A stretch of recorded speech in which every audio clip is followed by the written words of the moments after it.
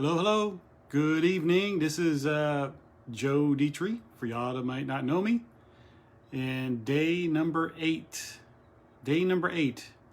And wow, got a little bit of an aha moment earlier today, this morning.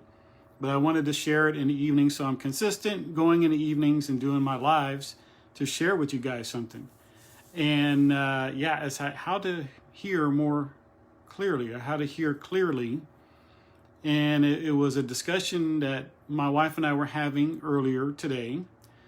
And I was cutting some vegetables and some mushrooms to put together with a meal that we were going to be eating with some guacamole and chips and stuff. And I was like, man, cutting some stuff and then in the kitchen. And then my wife was trying to talk to me about something. And I was trying to explain to her something while I was cutting, and she was like, hey, I can't hear you that well, and I was like, she's like, well, because there's, the stuff going on over here with this video on Zoom, and then some noise with some things that I was cutting with and stuff like that.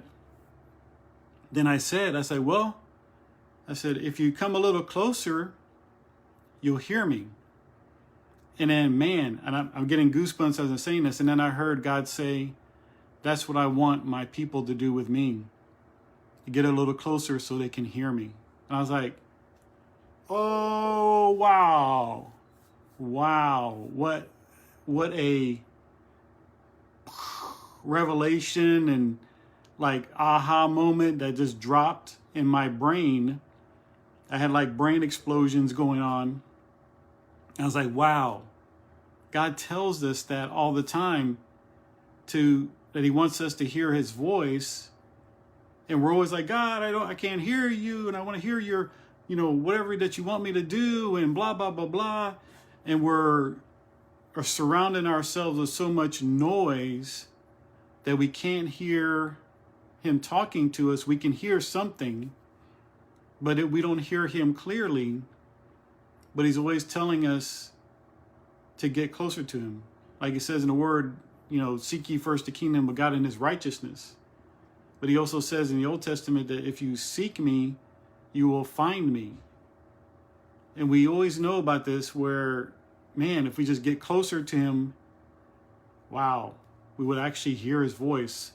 And it reminded me in 1 Kings chapter 19, when Elijah was afraid because, he just had a victory. A lot of Christians know the story about Elijah.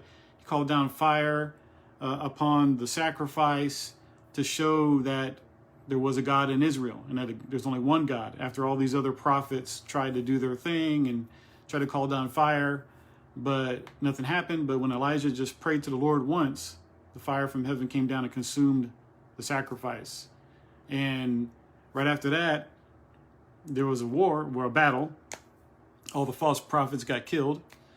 And then the current king at the time, he was like, hey, Ahab told Jezebel to, hey, look what Elijah did. And then Jezebel got upset and she's like, well, I'm going to kill him.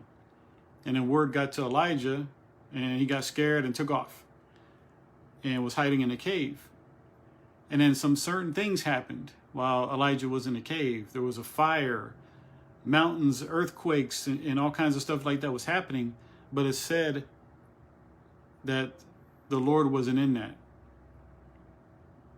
And after a fire and everything else like that, God was speaking to Elijah, not through those earthquakes and not through those tremendous, things that were happening in the natural.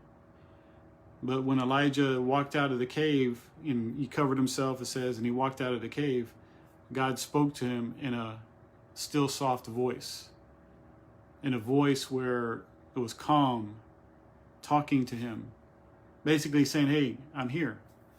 And I was like, wow. That whole thought and that whole story and the scriptures came to my mind out of that conversation with my wife. She was trying to hear me, but she was saying that there was noise. Then I said, hey, why don't you come closer to me so you can hear what I'm saying? And boom, God dropped it on me. He's like, That's what I want my people to do, to come closer to me so they can hear my voice. I was like, wow, wow, wow, wow. So I don't know if that'll encourage you. That just dropped the bombs on me left and right today, that we need to get closer to him. We're expecting all these big things to be happening, lightning, thunder, whatever, but he just wants us to get closer to him, to hear his voice. How can we do that? I know that I always talk about scheduling time. Schedule time to read the word. Schedule time for prayer. Don't miss an opportunity to pray when God puts it on your heart to pray. Contemplate on his word and actually, read it, not just to read it like if you're just reading a newspaper, but read it, if there are people who even read newspapers, but read it like there's something in it for you. And that was something that I learned earlier when I hosted the Power of Proverbs 21-day Bootcamp earlier this year. And wow, a lot of men, myself included, got big revelations about how we need to get deeper in understanding when we read the Bible, that it's just not there to be read.